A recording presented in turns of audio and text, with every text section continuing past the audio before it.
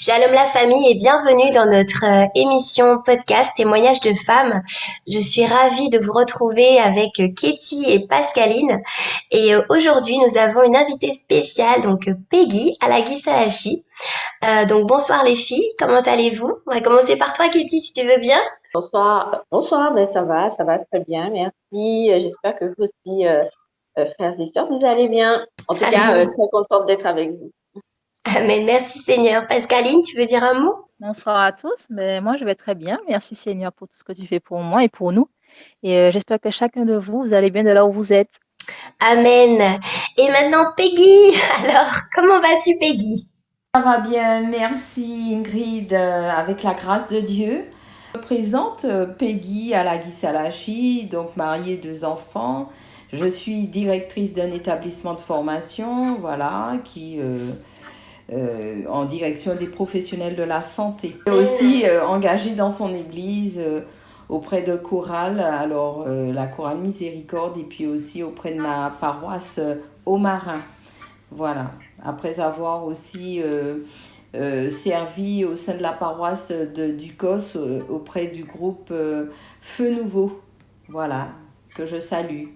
Voilà. Amen. Et puis tu es la chère épouse du diacre Tony. Tony Alagisalachi. Voilà. Voilà, que nous avons pu voilà, recevoir de manière préenregistrée pour l'émission du défi de l'amour. Merci Seigneur pour cette technologie qui nous permet donc d'être à la fois en Martinique avec vous les filles et puis moi je suis en Angleterre. Merci Seigneur vraiment pour tout cela. Alors Katie, je vais te laisser la parole pour la chronique Ich Bonje fait et si tu peux nous présenter le sujet du jour. Voilà, aujourd'hui, dans la rubrique Ich bin fait, alors nous allons aborder le thème de comment s'affranchir du regard des autres. Donc, ce qui voudrait dire, voilà, comment rester soi-même, comment être soi-même, rester soi-même en tant que chrétien face à ce que va nous proposer le monde de la mode, face au regard des amis, de la famille, donc en fait de tout âge, et aussi faire face à l'idée que peuvent se faire justement notre entourage par rapport à nous et face à l'environnement dans lequel on évolue. Voilà. Donc comment être soi-même en tant que chrétien face à tout ça, à tout cela. Et donc voilà, c'est ce qu'on va aborder aujourd'hui dans l'émission.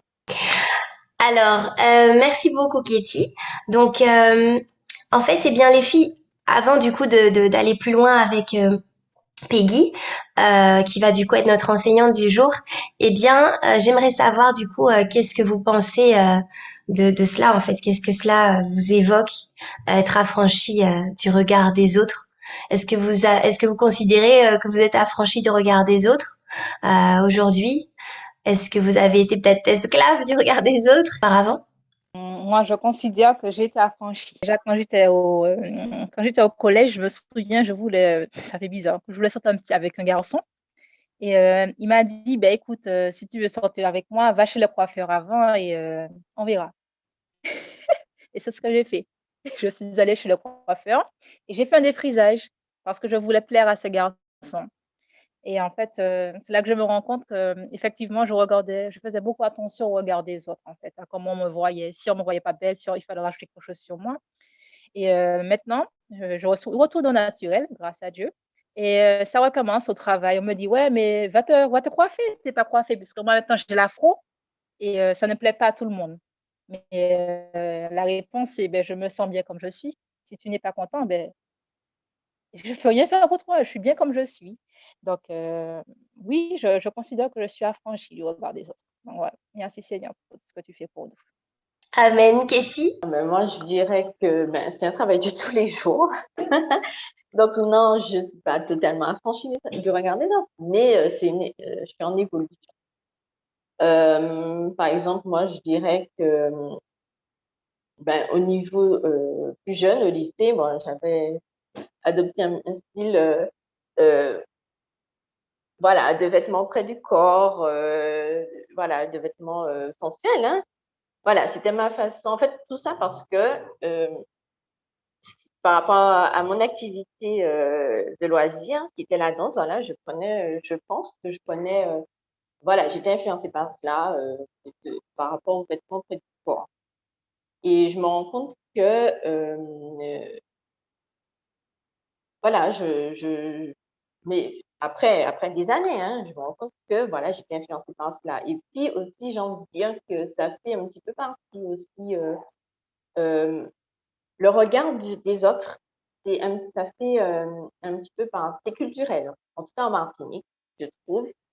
On va faire très attention, à ce que peuvent dire les autres, voilà, il faut être bien habillé, il faut voilà, faut faut être «normal» entre guillemets parce que c'est culturel, ça fait partie de notre éducation. Donc en ayant vécu avec ça, Dieu merci, avec, le retour, voilà, avec la conversion, je me rends compte que, voilà, je change. En tout cas, j'essaye, tous les jours, hein. Ça va être, au niveau de la famille, ça va être au niveau des amis, au niveau du travail. En tout cas, de faire moins attention à cela et puis, de vivre comme je dois vivre, tout simplement. Donc moi, pour moi, c'est un travail de tous les jours. On n'en finit pas. Amen. Merci beaucoup, Katie, pour ton partage. Alors, c'est vrai que je me retrouve dans vos deux témoignages puisque c'est vrai que j'ai défrisé aussi mes cheveux à un moment donné quand j'étais au collège parce que j'avais l'impression que j'étais pas assez bien comme j'étais.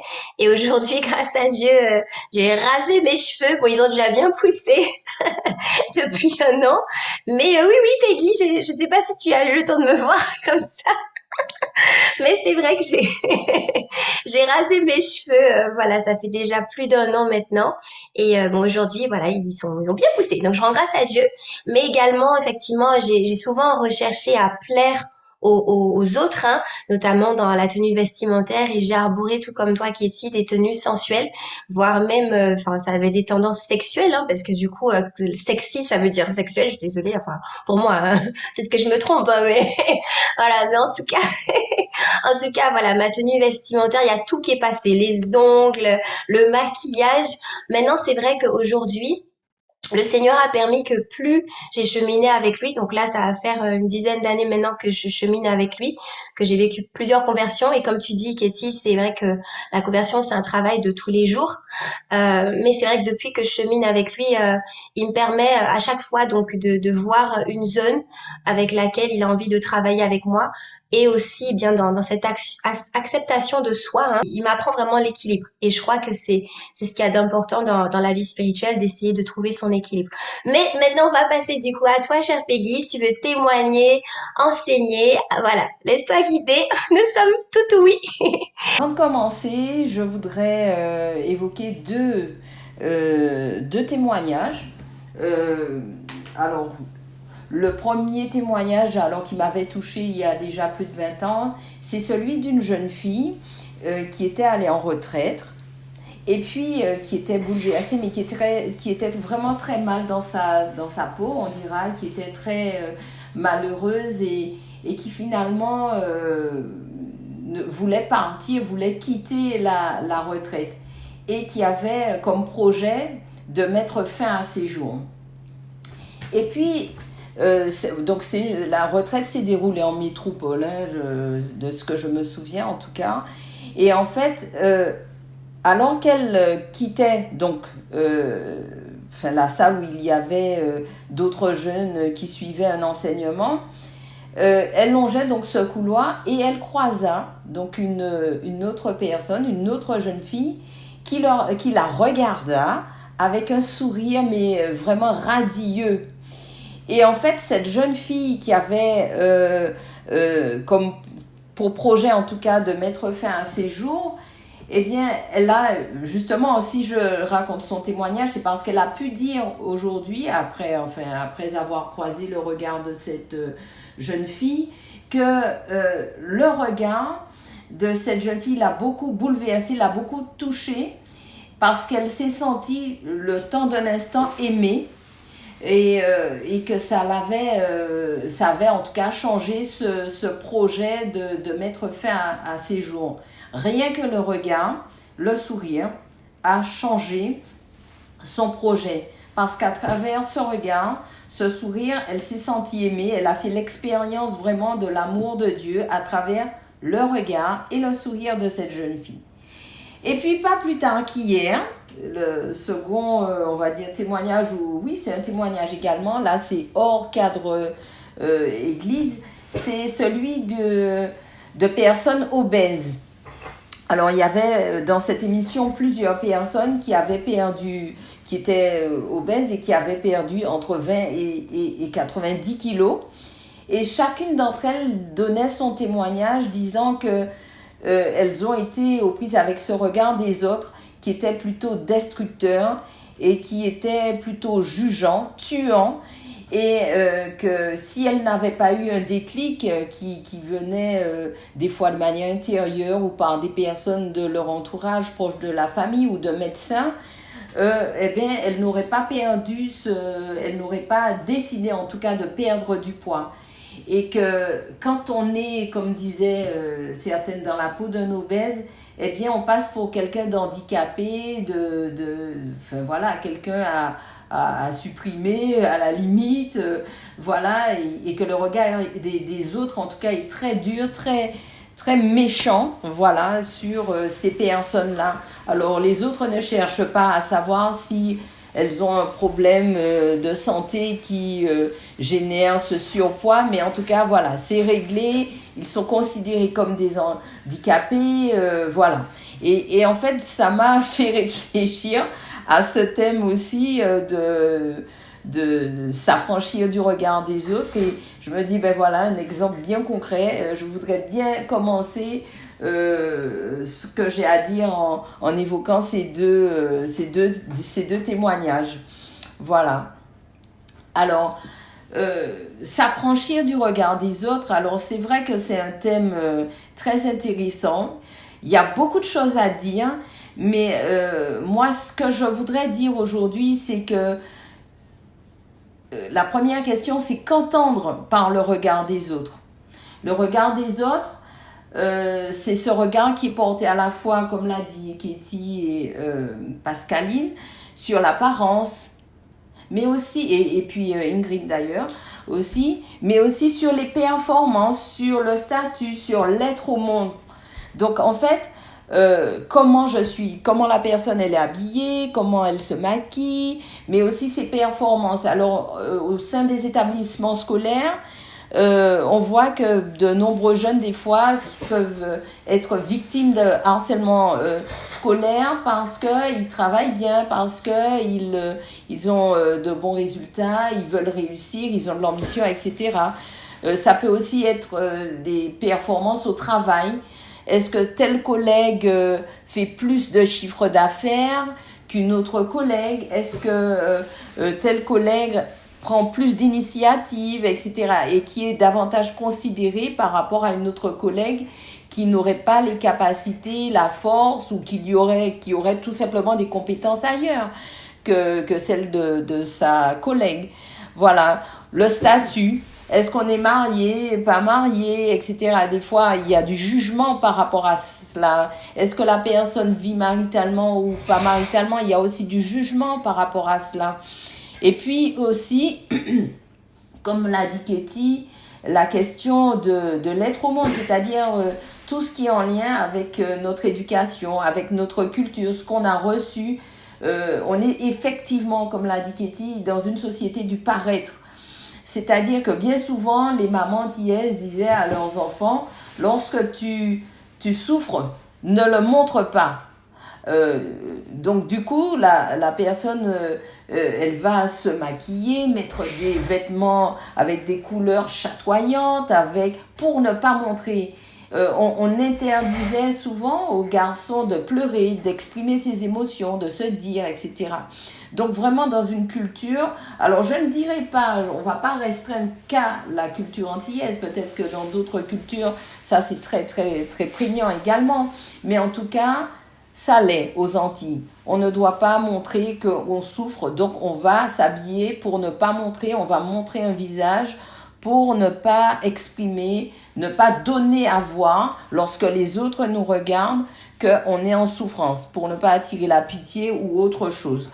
Voilà, donc c'est cela, le regard des autres. C'est ce qu'on peut entendre sur le regard des autres. Mais maintenant, alors ce regard des autres, qui est purement, on va dire, humain, il est comment? Il est comment? Il est tuant, il juge, il peut être très décourageant, il est méprisant, alors il peut encourager aussi. Mais très souvent, ce qu'on observe, c'est un regard qui n'est pas aussi pur, aussi, un regard qui peut ne pas être pur en fonction de ce que l'on renvoie. Lorsque, par exemple, une jeune fille s'habille de manière très dénudée ou avec des tenues des jupes très courtes, etc., le regard qui sera posé des fois par une partie de la gente masculine ne sera pas forcément un regard pur. Voilà, un regard qui va conduire ou qui peut provoquer à une mésestime de soi, qui va condamner. Voilà, un regard, en somme, qui ne va pas être celui de l'amour. Voilà. Alors, une autre petite anecdote que je voudrais évoquer, c'est l'expérience sociale, une expérience sociale qui a été, pour illustrer mon propos en tout cas, qui a été faite aux États-Unis, de trois hommes, trois messieurs, habillés différemment. Un très classe, cravate, costume, avec un sac, j'oublie le terme, en tout cas, vraiment homme d'affaires, voilà. Les trois doivent simuler un malaise cardiaque sur la voie publique. Alors, le premier, lui, tenu vraiment vestimentaire, il a un t-shirt déchiré, les chaussures abîmées, enfin vraiment, on dirait un clochard, mais voilà, voilà un petit peu le portrait. Et puis un autre qui est entre les deux, mi-clochard, mais voilà, propre, mais en même temps d'une très grande simplicité. Je dirais pas clochard, mais bon, voilà, une très grande simplicité, vêtu très simplement. Alors, le clochard, il tombe. Il simule donc le malaise cardiaque. Qu'est-ce qui se passe? On voit que les passants ne s'occupent pas de lui. Alors, quand j'ai vu ça, j'étais atterrée parce qu'en fait, les gens, ils continuaient leur parcours, enfin, je veux dire, leur chemin. Voilà, ils étaient un peu surpris pour certaines personnes, mais en tout cas, ils se sont pas rapprochés pour lui demander qu'est-ce qui va pas, est-ce que ça va, monsieur, ou appeler les secours. Enfin, voilà, c'est la base. Et en fait, voilà, il tombe, voilà ce qui se passe. Le deuxième, il tombe, une ou deux personnes s'enquièrent vraiment de son état pour savoir qu'est-ce qui se passe et tout. Vous allez être surprise. Le troisième homme, vêtu, cravate, homme d'affaires, voilà, il simule aussi le malaise cardiaque.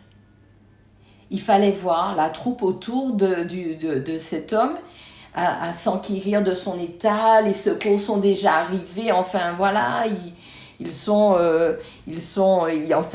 gens s'enquèrent de son état et appellent les secours pour vraiment lui porter, pour l'aider.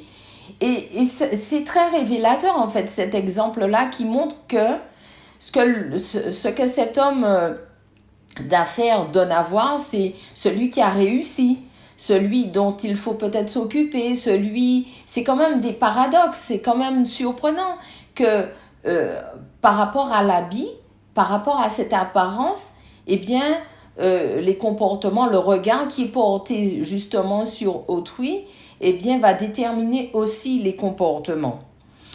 Voilà, donc c'était pour illustrer mon propos. Alors, on va en venir. Est-ce que finalement, on dépend, est-ce que je suis dépendante du regard des autres? Est-ce que ce qu'on va me dire, ce qu'on va me faire comme remarque, va m'énerver, va me mettre en colère, va avoir un impact sur moi? Est-ce que je vais être très affectée? Est-ce que je vais être détruite, etc. On constate que finalement, de nombreuses personnes vraiment demeurent quand même dépendantes de ce regard.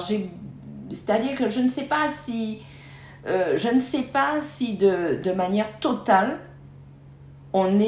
j'ai plus envie de dire comme Katie, c'est progressivement. Sur l'apparence, on peut être totalement affranchi du regard des autres.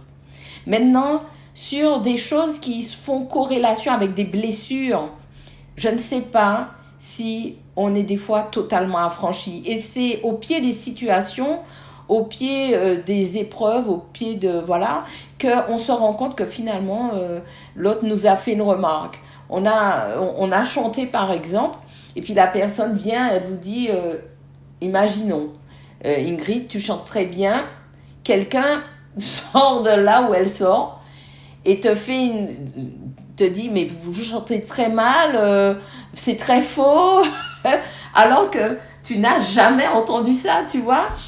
Et en quelque part, alors peut-être pas toi, mais d'autres personnes peut-être seraient blessées d'entendre ça, seraient heurtées parce que le regard de l'autre, à ce moment-là, sur tes compétences vocales, n'est pas juste à ton regard, n'est pas forcément juste. Et des fois, c'est vraiment, le Seigneur nous révèle, à travers les situations, combien on peut être encore dépendant du regard des autres. C'est un parcours qu'il nous amène à faire progressivement, d'être affranchi de ce regard. Parce que sur des petits détails, des petites choses, parce que bien souvent, on se dit, bon, ben, je veux faire du mieux que je peux sur telle chose, et puis il y a des remarques qui sont faites et qui peuvent vraiment blesser et qui nous montrent finalement après coup que, voilà, ben, je dépends de ce qu'on me dit, sur mes performances, sur mon apparence. Et ça, c'est le comble. Alors, pendant que je parle, moi, je pense aussi aux adolescentes qui sont très aux prises avec cette dépendance du regard des autres par rapport à leur manière de s'habiller, par rapport à leur manière de faire. Et ça impacte beaucoup dans leur manière de se vêtir. Et après, elles sont dans cette spirale de « je fais pour plaire aux autres ». Je m'habille pour plaire, pour séduire, pour attirer. Et finalement, c'est une spirale ça les conduit vers une spirale de souffrance parce que finalement, elles attirent le regard, non pas sur ce qu'elles sont, leurs valeurs, leur moi profond, mais plus sur l'apparence et sur la chair. Donc, après, elles sont instrumentalisées. Et elles souffrent. Elles sont les premières, des fois, à souffrir parce qu'elles sont instrumentalisées. Elles ont attiré le regard sur la chair et finalement, elles sont instrumentalisées et elles sont vraiment dans la souffrance. Et ceux qui font pour plaire, parce que ce regard, cette dépendance du regard des autres, quand vraiment on est dépendant, on souffre parce qu'on veut plaire à l'autre. On cherche de l'amour. On est... continuellement dans non pas on n'exprime pas notre moi, on n'exprime pas ce qu'on désire, mais on veut toujours, on est dans cette quête de recherche d'amour des autres, on veut satisfaire en permanence l'autre au lieu de se satisfaire soi. Donc finalement, ça apporte finalement tristesse. On est amer, on est frustré parce que finalement, on n'est pas soi. On n'est pas soi. Mais que nous dit Jésus? Quel est le regard que le Christ pose sur nous? Dans la Bible, il y a plusieurs références qui nous amènent à réfléchir sur ce regard du Christ sur nous et qui nous amènent à nous affranchir du regard des autres.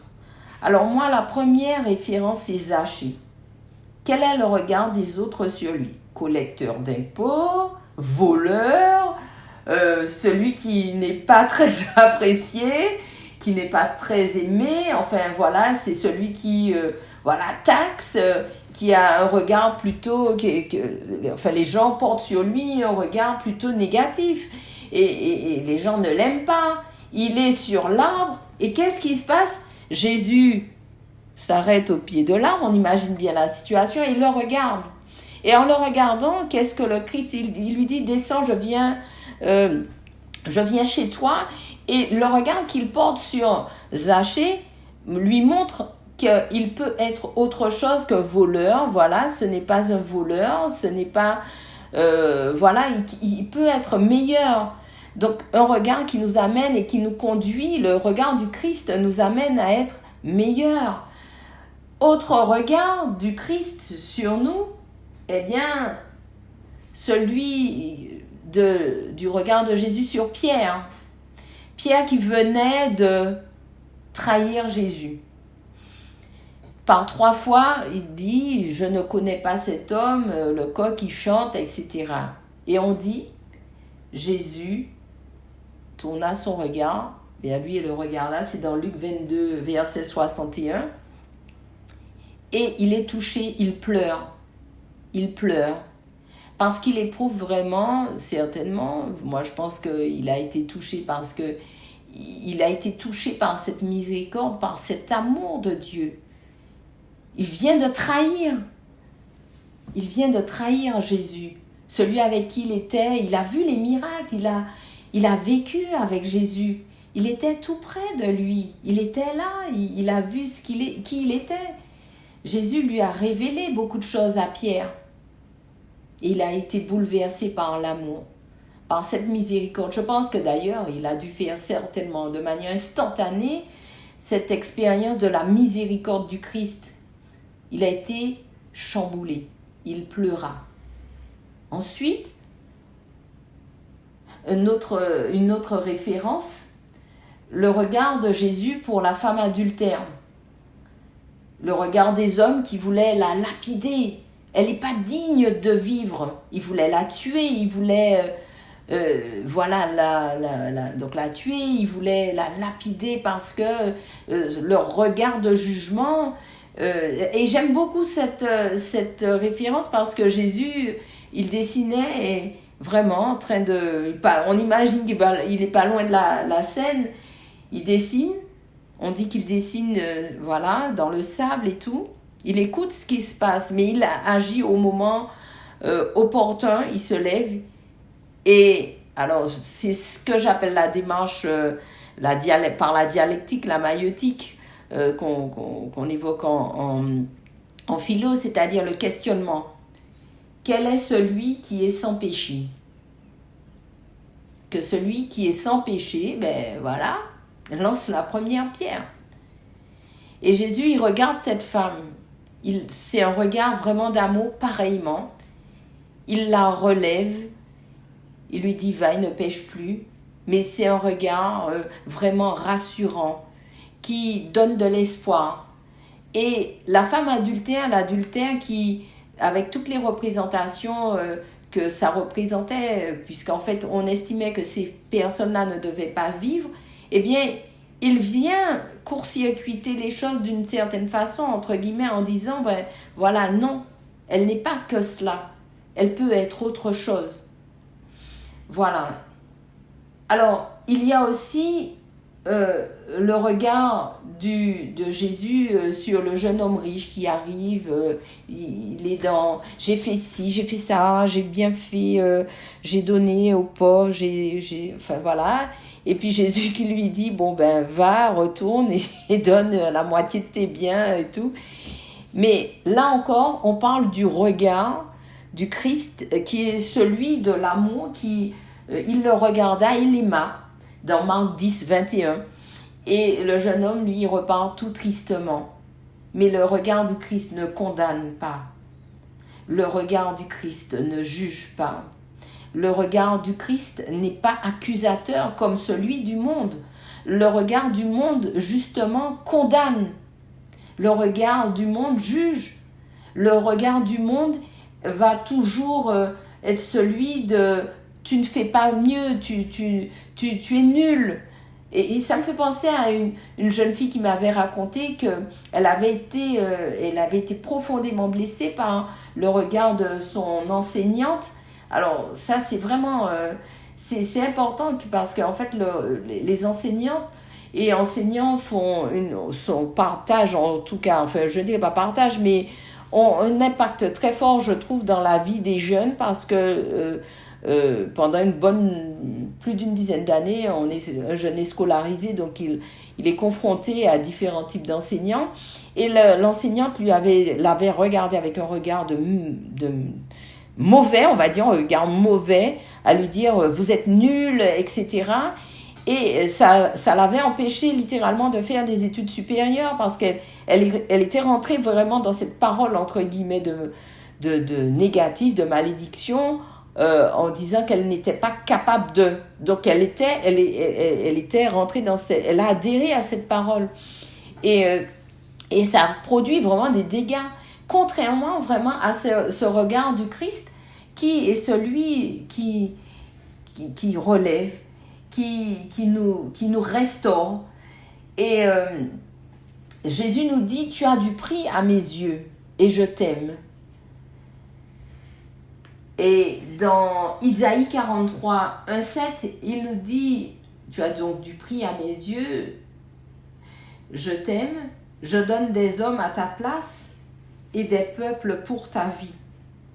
Qui le fait? Alors, pour conclure, ce que j'ai envie de dire, c'est que cette parole nous permet de comprendre que le regard de Dieu, le regard du Christ est un regard de liberté, un regard d'amour, un regard de miséricorde, un regard pur, comme personne ne peut l'avoir sur aucun d'entre nous. Seul Dieu a ce regard totalement pur sur chacun de nous. Et c'est vrai qu'il est urgent de demander au Seigneur vraiment de nous éclairer sur les zones de nos vies où nous sommes dépendants du regard des autres. Parce que c'est une façon d'accéder à la liberté, cette liberté des enfants de Dieu.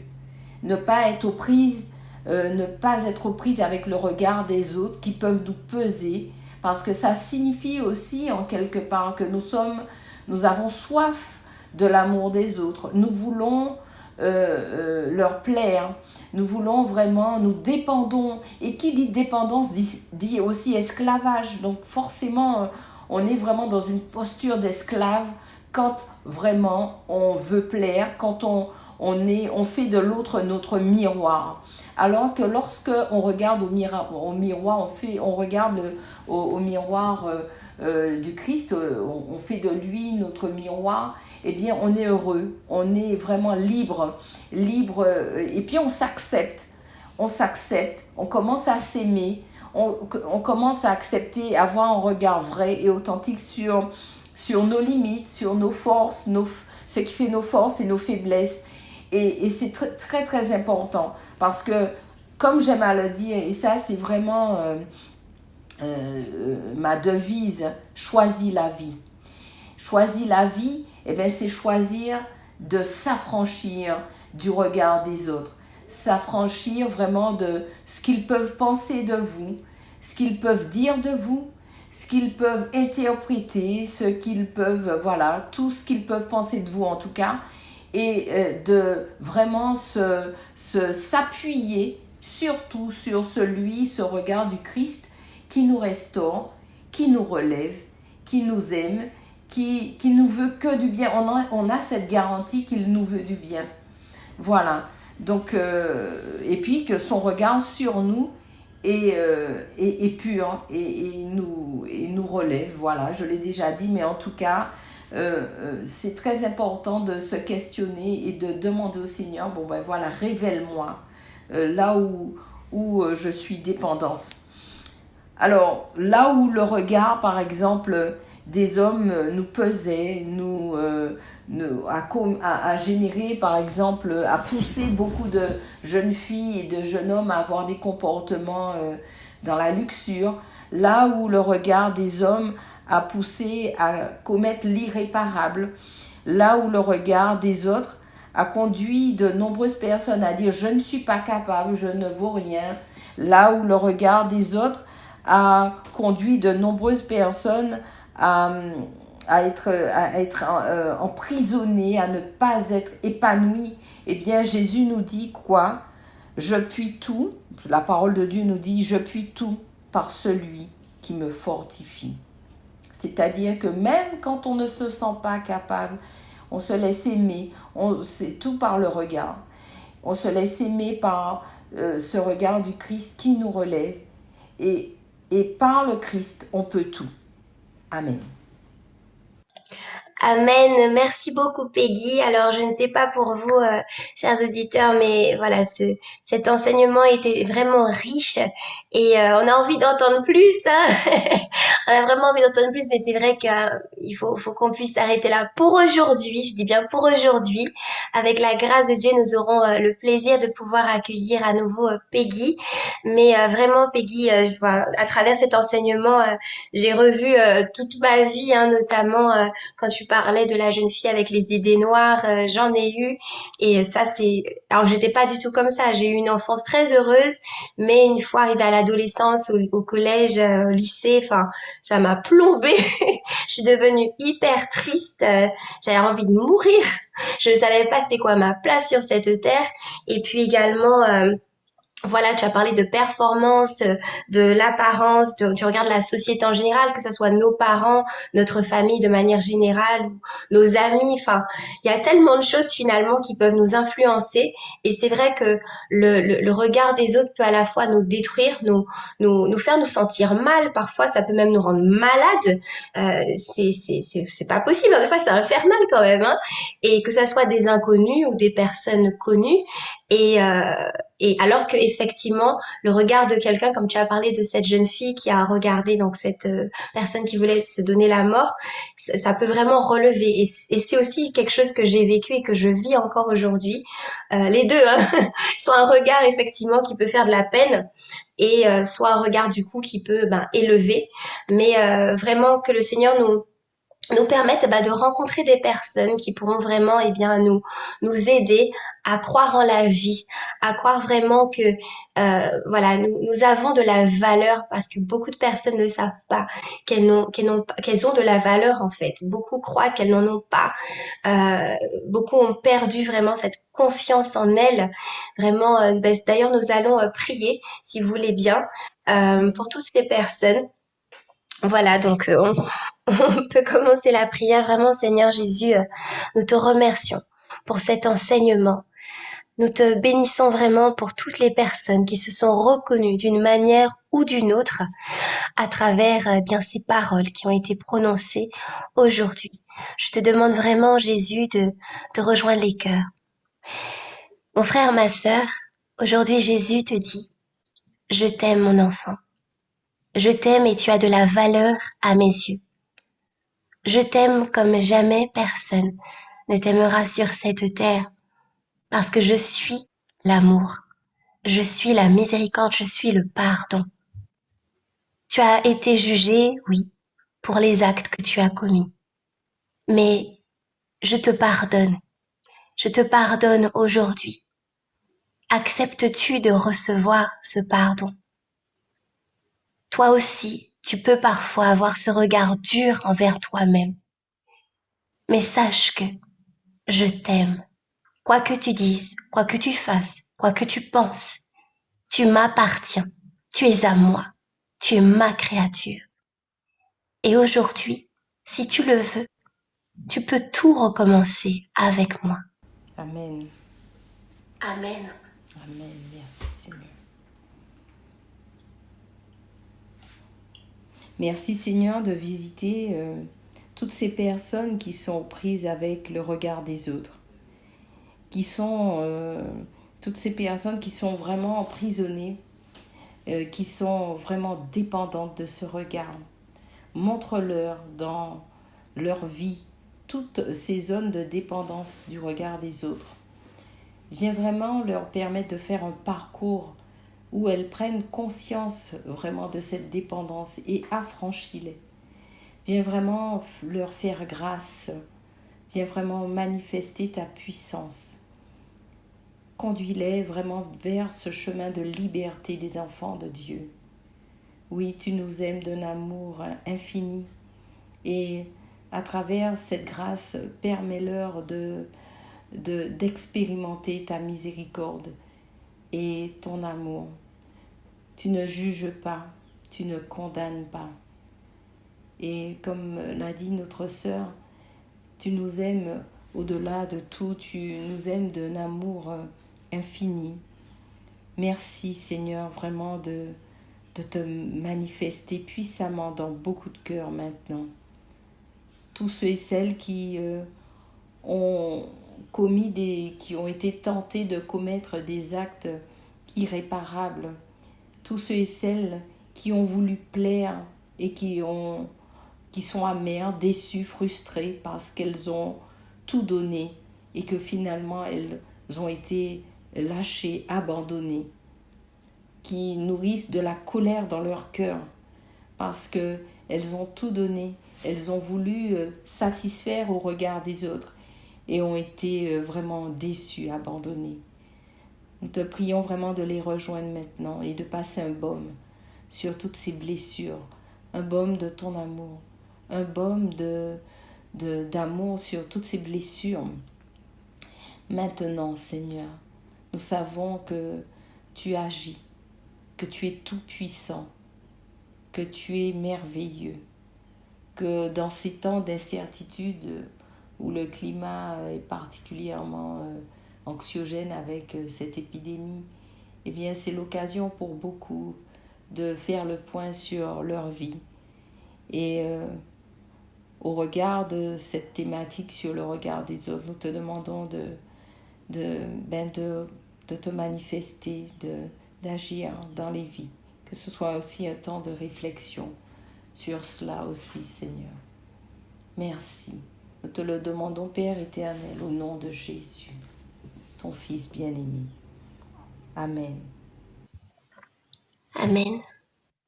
Amen. Nul n'est comme toi.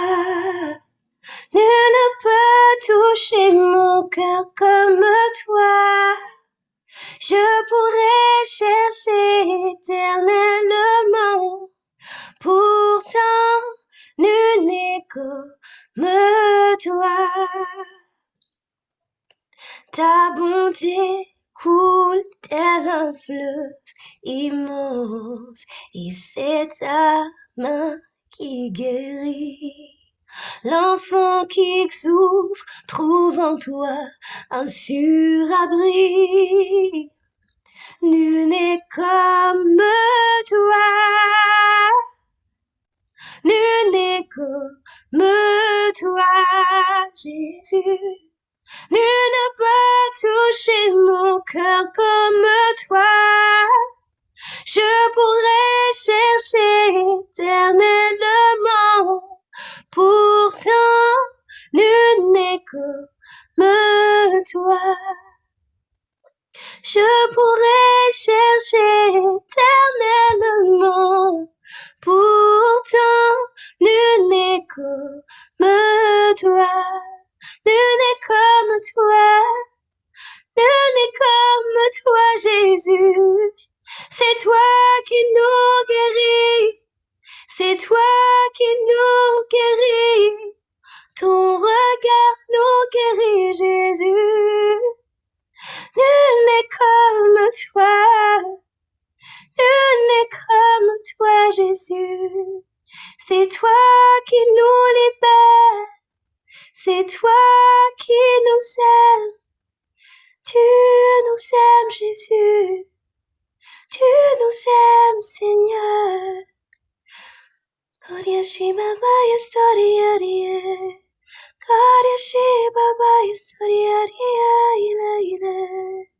Koriashi Baba Yasoriya.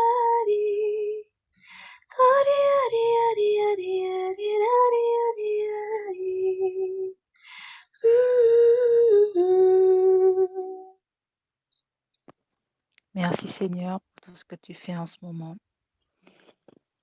Pas seulement dans le cœur des auditeurs, mais dans le mien.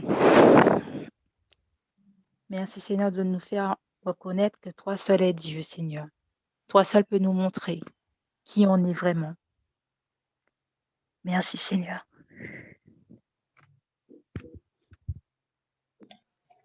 Amen. Merci Seigneur. Merci Seigneur de nous donner cette liberté, ta liberté. Merci Seigneur de nous montrer, de nous aimer tels que nous sommes. Permets-nous Seigneur véritablement de nous affranchir du regard des autres, véritablement d'être nous-mêmes. Permets-nous Seigneur de renoncer à ce qui ne vient pas de toi, que nous puissions acquérir cette liberté que tu nous tends, que nous puissions la prendre. Je te dis, tu es le chemin, la vérité, la vie. Alors, Seigneur, aide-nous à prendre ce chemin. Amen. Amen. J'ai été brisé, vide et sans espoir. Ta grâce m'a trouvé, m'a restauré. Je n'ai rien à moi, mais tel que je suis, tu me libères, tu me libères. Grâce infinie de notre Dieu qui un jour m'a sauvé. Oh, oh, oh, j'allais errant de lieu en lieu quand tu m'as retrouvé. Et maintenant je vois, ah, ah, ah, je vois l'amour, la grâce dans tes yeux, donnant ta vie pour moi, ah, ah, ah, me ramenant de la mort à la vie. Amen. Béni sois-tu, Seigneur. Gloire à toi, Seigneur, vraiment louange à toi, honneur à toi. Tu es puissant, puissant, merveilleux, saint est ton nom. Nous t'exaltons, Seigneur. Nous te rendons grâce te disons vraiment merci, Père. Merci, Jésus. Merci, Saint-Esprit, pour tous tes bienfaits. Nous savons que nous allons voir ces fruits tôt ou tard, Seigneur, dans nos vies et dans celles de nos frères et de nos sœurs, parce que nous avons foi en toi. Nous savons que tu es le Dieu vivant, 3 fois saint, et nous t'avons déjà vu à l'œuvre, Seigneur, et nous savons que tu fais toujours, Seigneur, ce qu'il y a de meilleur pour nous. Alors, gloire à toi, Seigneur. Merci. Merci pour tes bienfaits. Amen. Alors, voilà, eh bien, nous allons conclure avec Pascaline et la parole du jour. Frères et sœurs. Voilà, donc désolée, ma voix était cassée, je suis grippée. Mais il faut louer le Seigneur en tout temps, la famille. Hein. Donc voilà, on offre un sacrifice de louange, voix cassée ou pas, on chante Amen. pour le Seigneur. Amen. Amen, amen. Amen. Voilà. Donc Pascaline, à toi l'honneur et puis nous allons conclure la famille. Alors, bonjour à tous. Alors, la parole que nous allons partager aujourd'hui, elle se trouve dans 1 Corinthiens, chapitre 6, du verset 19 à 20. Alors, je vais vous le lire. Ne savez-vous pas que votre corps est un temple du Saint-Esprit qui est en vous et que vous tenez de Dieu et que vous ne vous appartenez pas? Vous avez été bel et bien achetés. Glorifiez donc Dieu dans votre corps. Alors, ce passage, il me rejoint fortement. Comment dire? En effet, avant ma conversion, j'ai longtemps pensé en fait qu'il fallait, pour être belle, il fallait faire comme les autres, avoir des artifices partout sur soi. C'est ce que j'ai fait d'ailleurs, puisque j'étais en fait une adepte des piercings, des tatouages, et je portais également des tenues provocantes. Ça frôlait limite l'exhibitionnisme. Mais bon, je vivais comme ça. Et j'aimais également prononcer une phrase dès qu'on me disait, oui, mais comment tu t'habilles, je disais, mais mon corps m'appartient. Donc, je ne prenais pas conscience que mon corps ne m'appartenait pas, en fait. J'étais totalement dans l'erreur parce que ce corps, il ne m'appartient pas. Malgré le fait que je portais tous ces artifices, je n'étais pas heureuse, en fait. Et ce n'est qu'après ma rencontre avec le Seigneur que, que j'ai compris, pas compris, en fait, je me suis mal exprimée, que j'ai retrouvé, en fait, ma vraie personnalité, que j'ai pris conscience que j'ai été créée à l'image de Dieu et que, comme il m'a créée, je suis bien comme ça, en fait. Et aujourd'hui, en fait, tous ces artifices, ils ont disparu. Et je me rends compte, en fait, je suis heureuse et je me rends compte que mon corps, mais pas seulement le mien, tous ceux qui étaient comme moi, comme j'étais avant, euh, ce corps est un don de Dieu, en fait. Et il nous appartient à tous de l'aimer comme il est et de le respecter. Alors, moi-même, personnellement, je rends grâce à Dieu pour ce qu'il fait de moi et puis pour le changement qu'il a opéré dans ma vie parce que j'allais à ma perte, en fait. Donc, voilà. Merci Seigneur pour tout ça. Voilà, donc est-ce que tu peux juste redonner le passage, s'il te plaît? Juste le verset. 1 Corinthiens, chapitre 6, du verset 19 à 20. Voilà, donc eh bien la famille, nous avons les clés aussi à la parole de Dieu. C'est aussi pour ça. C'est l'une des armes que nous avons ben, pour affronter tous les problèmes que nous avons dans ce monde. Alors voilà, merci beaucoup donc Peggy, merci Katie et Pascaline. Je vous laisse dire un petit mot de goodbye à nos auditeurs. À bientôt la famille, je laisse les filles conclure. Ciao! Ben voilà, la famille, ben, je vous dis à bientôt également. Et en tout cas, très contente d'avoir pu partager ce moment avec vous. Voilà, à bientôt. Merci beaucoup de nous avoir écoutés. Je vous dis à la prochaine. À bientôt. Merci à tous. Merci aussi à Ingrid qui a l'initiative de cette émission avec Kitty et Pascaline. Que Dieu vous bénisse richement. Voilà. Et bénisse également les auditeurs à profusion. Amen. Amen. Merci Seigneur.